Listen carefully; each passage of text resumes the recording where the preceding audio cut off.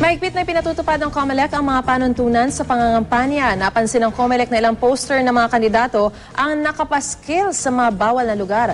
Pero doon naman sa ilang lugar naman na itinalaga ng COMELEC na pwedeng pagkabitan, wala ni isang nakapaskil. Aba-aba, narito ang report ni Tina Panganiban Perez.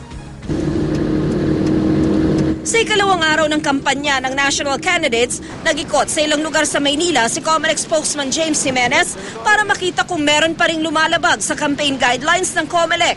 Sa Taft Avenue sa Maynila, di kalayuan sa COMELEC Intramuros, napababa ng sasakyan si Jimenez para kunan ng litrato ang campaign posters ng isang party list group na iligal na ipinaskil sa mga poste ng LRT.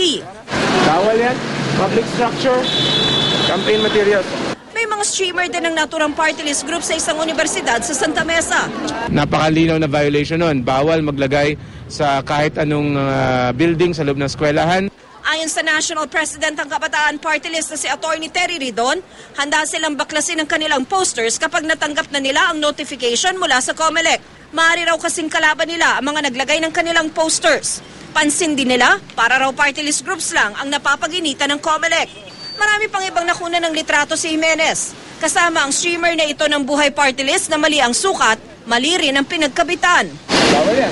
Kasi naka sa poste ng kuryente, tapos yung sukat niya mali. Ayon sa Buhay Party List, agad naman daw nilang ipapatanggal ang posters na wala sa designated areas ng COMELEC. Handa raw silang sumunod sa utos ng ahensya. Ang LP-GMA Party List naman, may malaking posters sa gilid ng isang delivery truck. Ayon kay Representative Arnel T., willing daw silang tanggalin ang kanilang posters lalo na ang mga wala sa designated areas. Ang Akap Bata Party List, wala rin sa designated areas ng COMELEC. Handa rin daw silang tanggalin ang mga ito.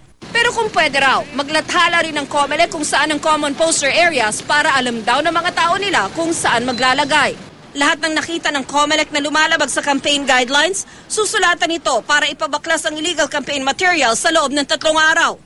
Di raw uubra ang palaging palusot ng mga kandidatong kalaban nila ang nagkabit ng illegal campaign materials. We want to make sure that the candidates know that their violations will not go unnoticed. Pag hindi nila binaba, we will presume na para sa kanila yon, para sa kanilang benepisyo. Di rin daw lusot ang mga magsasabing wala namang nakalagay sa poster na iboto nyo ako o anumang konektado sa eleksyon. Babala pa ng COMELEC, ang di pagsunod sa utos nitong baklasin ang mga illegal campaign material ay election offense. Ang parusa, 1 hanggang 6 na taong pagkakabilanggo, habang buhay na disqualification na umupo sa gobyerno at habang buhay na di pagboto. Tina Panganiban Perez, GMA News.